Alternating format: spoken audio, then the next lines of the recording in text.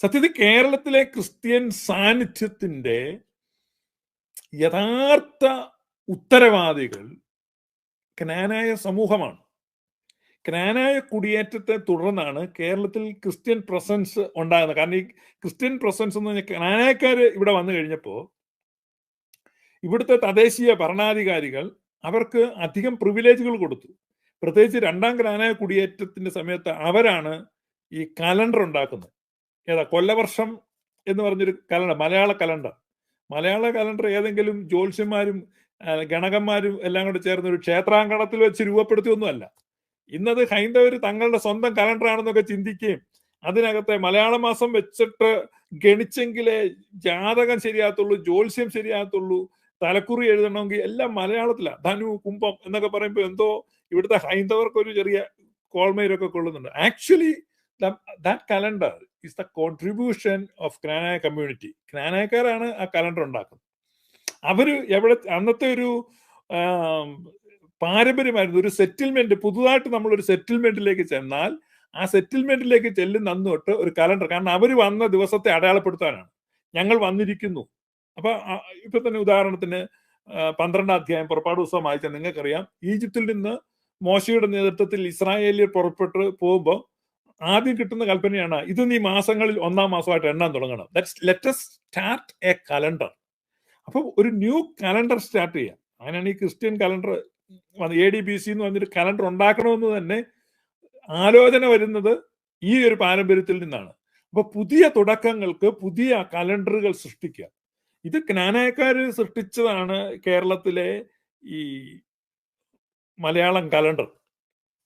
ഹിന്ദുക്കളൊന്നുമല്ല, ഹിന്ദുക്കൾ അത് ഉപയോഗിക്കുന്നു. അപ്പൊ മലയാളം കലണ്ടർ നോക്കിയാൽ മതി. അന്ന് ആണ് കേരളത്തിൽ ഈ ക്നാനായക്കാർ വന്നതോടുകൂടെ ഇവർക്ക് ഒരുപാട് പദവികൾ കിട്ടുകയാണ്, സാമൂഹികമായ അംഗീകാരം. അപ്പൊ ജാതി വ്യവസ്ഥ കൊടുമ്പിരി കൊണ്ടിരിക്കുന്ന ഈ നാട്ടിലേക്ക് ഈ ക്നാനായക്കാർ വന്നു കഴിഞ്ഞപ്പോൾ അവർക്ക് ഏറ്റവും മേൽത്തട്ടിലുള്ള പരിഗണനകൾ കിട്ടുകയാണ്, പദവികൾ കിട്ടുകയാണ്, അവകാശങ്ങൾ കിട്ടുകയാണ്. അപ്പൊ ഈ അവകാശങ്ങളും പദവികളും പരിഗണനകളും എൻജോയ് ചെയ്യുവാൻ അല്പം താഴെ തട്ടിലുള്ളവർക്ക് അവസരം കിട്ടുക, അവരോടുകൂടെ ജോയിൻ ചെയ്യുന്നതിലൂടെ. അങ്ങനെ വലിയൊരു കമ്മ്യൂണിറ്റി ഈ ക്നാനായക്കാരുടെ കെയർ ഓഫിൽ ക്രൈസ്തവരായി മാറി. അങ്ങനെയാണ് കേരളത്തിൽ ക്രിസ്ത്യൻ കമ്മ്യൂണിറ്റി വരുന്നത്. ഇതിനകത്ത് കൂടുതൽ ഡെക്കറേഷൻ ഒന്നുമില്ല. കേരളത്തിലെ ക്രിസ്ത്യാനിറ്റിയുടെ പിതൃത്വം ക്നാനായ കമ്മ്യൂണിറ്റിക്കാണ്, അവരുടെ കോൺട്രിബ്യൂഷനാണ്. അപ്പൊ പിൽക്കാലത്ത് എന്തുകൊണ്ടാണ് ഈ ക്നാനായ കമ്മ്യൂണിറ്റിയെ ഇല്ലാതാക്കാൻ ശ്രമിക്കുന്നത്? അതിനുവേണ്ടിയാണ്. കാരണം തങ്ങൾക്ക് ഈ നാണക്കേടിനെ മായ്ച്ചു കളയണം. കാരണം തങ്ങൾ എങ്ങനെയാണ് ഉണ്ടായെന്നുള്ള ഈ ക്നാനായ കമ്മ്യൂണിറ്റി നിലനിൽക്കുന്നിടത്തോളം കാലം അതൊരു സത്യത്തിന്റെ അടയാളപ്പെടുത്തലാണ്.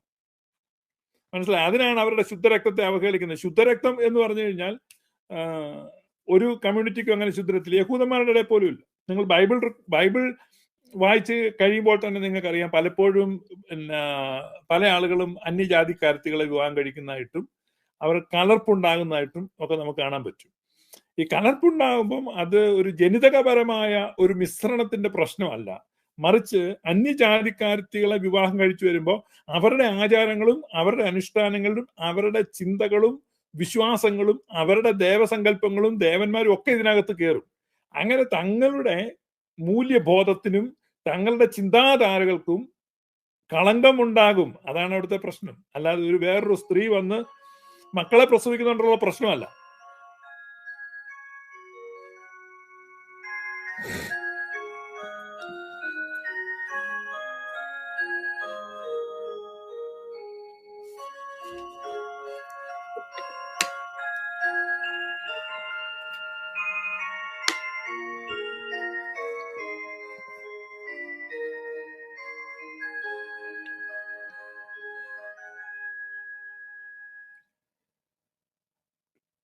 വേറൊരു സ്ത്രീ നമ്മുടെ കമ്മ്യൂണിറ്റി വന്നിട്ട് മക്കളെ പ്രസവിക്കുന്നതിന്റെ പ്രശ്നമല്ല. യഹൂദ ഇപ്പൊ ഉദാഹരണം പറഞ്ഞാൽ ബൈബിളിൽ വായിക്കുന്നുണ്ട്, ഫീനഹാസ് വലിയ ബാധയുണ്ടായി മിദ്യാനിയ സ്ത്രീയെ കൊണ്ട് ഒരു ഇസ്രായേലിയൻ തന്റെ കൂടാരത്തിനകത്തേക്ക് ശയിക്കാൻ പോകുന്നത് കണ്ടപ്പോൾ ഈ ഫീനഹാസ് അവരെ കുന്തമെറിഞ്ഞു കൊന്നു എന്നൊക്കെ നമ്മൾ ബൈബിൾ വായിക്കുന്നത്. ഈ ഇന്നത്തെ ദുരഭിമാന കൊല കഴിഞ്ഞ ദിവസം നമ്മൾ കണ്ടോ, കൊല്ലത്ത് ഒരു മകള് ദളിത് യുവാവിന്റെ കൂടെ പോയെന്ന് പറഞ്ഞ് മാതാപിതാക്കൾ ആത്മഹത്യ ചെയ്തു എന്നൊക്കെ. ഇതിന്റെ കാരണം മറ്റൊരു ജാതിയിൽപ്പെട്ട ആളെ വിവാഹം കഴിച്ചു എന്നുള്ളതല്ല. ഇന്ന് ക്നാനായ കമ്മ്യൂണിറ്റിയെ പലരും കളിയാക്കുന്നൊക്കെ ഉണ്ട്. അവരുടെ DNA നോക്കിയാൽ ശരിയല്ല. ഒരു കമ്മ്യൂണിറ്റി എന്ന നിലയ്ക്ക് അവരുടെ ഐഡന്റിറ്റിയെ കീപ്പ് ചെയ്ത് നിൽക്കുക എന്നുള്ളത്. അല്ലാതെ DNA ആണോ ഇതല്ല. ഒരു കമ്മ്യൂണിറ്റി, ക്നാനായ കമ്മ്യൂണിറ്റി ആദ്യം മുതലുള്ളതാണ്. ഈ ക്നാനായ കമ്മ്യൂണിറ്റിയെ ലിക്വിഡേറ്റ് ചെയ്ത് അങ്ങനെ ഒരു ചരിത്ര സത്യം ഇല്ല എന്ന് മായ്ച്ചു കളയേണ്ടത് ഇവരുടെ ആവശ്യമാണ്. ഈ ചരിത്രത്തിന്റെ അപനിർമ്മാണം നടത്തുന്നവർക്ക് ആ കമ്മ്യൂണിറ്റിയെ വിഴുങ്ങിയേ മതിയാവൂ. എന്നിട്ട് അവരുടെ പൈതൃകം തങ്ങളുടെ പൈതൃകമാണ് എന്ന് അവതരിപ്പിക്കണം. ഇപ്പൊ തന്നെ മാർത്തോമൻ പൈതൃകത്തിന്റെ പിന്നെ വാഹനജാഥ പോകുമ്പോൾ ഞാൻ കണ്ടു ക്നാനായക്കാരുടെ പാട്ടിന്റെ ട്യൂണിൽ ഈ പാരഡി ആയിട്ട് വേറെ ഇവിടെ 1 കോടി പാട്ടുണ്ട്. മാർത്തോമൻ നന്മയാൽ നിന്നു വിളങ്ങും.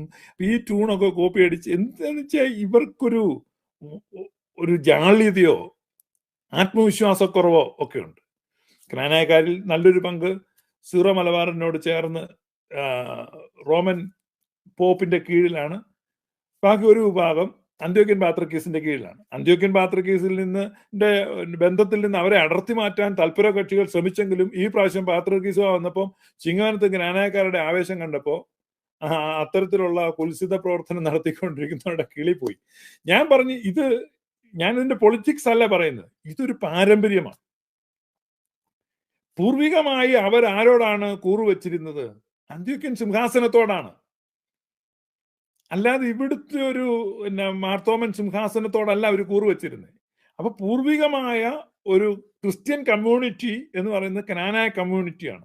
ആ ക്നാനായ കമ്മ്യൂണിറ്റിയിൽ ഒരാളെങ്കിലും ഇവിടെ അവശേഷിക്കുന്നിടത്തോളം കാലം അന്ത്യോക്യ സിംഹാസനവുമായിട്ടുള്ള ബന്ധത്തെ ഒരു കാരണവശാലും ഡിസ്പ്രൂവ് ചെയ്യാൻ പറ്റില്ല. ഒരു ലിവിങ് എവിഡൻസ് ആണ്. അതുകൊണ്ടാണ് ആ കമ്മ്യൂണിറ്റിയോടുള്ള അറ്റാക്ക്. ആ കമ്മ്യൂണിറ്റി ഇല്ലാതാക്കണം എന്ന് പറയുന്നതിന്റെ കാരണം അതാ. ഞാനൊരു ക്നാനായക്കാരനല്ല, പക്ഷെ ഞാൻ ഈ ക്നാനായ കമ്മ്യൂണിറ്റിയെ പലപ്പോഴും സപ്പോർട്ട് ചെയ്ത് സംസാരിച്ചിട്ടുണ്ട്. അതിന്റെ കാരണം ഇതാണ്, അത് ചരിത്രത്തിന്റെ വലിയൊരു സാക്ഷ്യമാണ് ആ കമ്മ്യൂണിറ്റി അവിടെ നിൽക്കുന്നത്.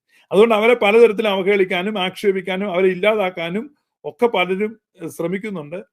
പക്ഷെ ഇന്ന് വരെ അതൊരു ചരിത്രത്തിന്റെ അടയാളപ്പെടുത്തലാണ്. ഇപ്പൊ കേരളത്തിൽ ക്രിസ്ത്യാനിറ്റി വന്നതിന്റെ കാരണം അത് ക്നാനായക്കാർ തങ്ങളുടെ സാംസ്കാരികമായ ഔന്നത്യം കൊണ്ടും തങ്ങളുടേതായ ശ്രേഷ്ഠത കൊണ്ടും തങ്ങളുടെ കച്ചവടത്തിലെ സാമർഥ്യം കൊണ്ടും തങ്ങളുടെ വിദ്യാഭ്യാസത്തിലെ മികവ് കൊണ്ടും ഇവിടുത്തെ തദ്ദേശ ഭരണാധികാരികളെ പ്രീതിപ്പെടുത്തുകയും അവരുടെ പ്രീതിക്ക് പാത്രീഭൂതരായവർ പല പദവികളും അവകാശങ്ങളും കൈവശപ്പെടുത്തുകയും അങ്ങനെ തദ്വാര അവർക്ക് ലഭിച്ച അവകാശങ്ങളിലും പദവികളിലും ഒരു പങ്ക് ലഭിക്കേണ്ടതിന് ഇവിടുത്തെ ഇതര ജാതിക്കാർ ക്രൈസ്തവ മതം സ്വീകരിക്കുകയും ചെയ്തു. അങ്ങനെയാണ് കേരളത്തിൽ ക്രിസ്ത്യൻ കമ്മ്യൂണിറ്റി ഉണ്ടായി വന്നത്, രൂപപ്പെട്ടു വന്നത്. It's originated from them. വേറൊരു സോഴ്സും ഇല്ല. ഇതാണ് ഇതിന്റെ യാഥാർത്ഥ്യം. അപ്പൊ പൂർവിക കാലം മുതൽ അന്ത്യോക്യയിൽ പാത്രിയർക്കീസിന്റെ നിയോഗപ്രകാരമാണ് ഈ ക്നാനായ കമ്മ്യൂണിറ്റി ഇവിടേക്ക് വന്നത്. ഇനി ക്നാനായ കമ്മ്യൂണിറ്റി ഇവിടേക്ക് വന്നു. ഇനി ഇവരുടെ ഈ സീറോ മലബാറിലെ ചരിത്ര പണ്ഡിതന്മാരുടെയും ഇന്ത്യൻ ഓർത്തഡോക്സ് വിഭാഗത്തിന്റെ അപനിർമ്മാണ വിദഗ്ധന്മാരുടെയും വാദം നെസ്തോറിയന്മാരായിരുന്നു കേരളത്തിലുള്ളതെന്ന്. ഇനി ഇതേ ഒരു മുട്ടുസൂചി വെച്ച് ഒരു ബലൂണിനിട്ട് ഒരു കുത്തു കൊടുക്കുമ്പം ആ ബലൂൺ അങ്ങനെ പൊട്ടിപ്പോകുമോ അതുപോലെ ഈ സീറോ മലബാറുകാരുടെയും ഇന്ത്യൻ ഓർത്തഡോക്സിന്റെയും വാദം പൊളിയാൻ പോവാ. നിങ്ങൾ കേരളത്തിലെ പൂർവിക പള്ളികളെ നോക്കും. ആ പള്ളികൾ പരിശുദ്ധ ദൈവമാതാവിന്റെ നാമത്തിൽ ഉള്ളവയാണ്. നെസ്തോറിയന്മാർ ഒരിക്കലും ദൈവമാതാവിന്റെ നാമത്തിൽ പള്ളി വെക്കില്ല. അത് യാക്കോബായക്കാർ വെക്കും, യാക്കോബായക്കാർ മാത്രമേ വെക്കുള്ളൂ. ഈവൻ കത്തോലിക്ക സഭ പോലും മാതാവിനോടുള്ള ഭക്തി എന്ന മധ്യകാലഘട്ടത്തിലാണ്. പൂർവിക കാലം മുതൽ ദൈവമാതാവ് പരിശുദ്ധ കന്യക മറിയാം എന്നുള്ള വിശ്വാസം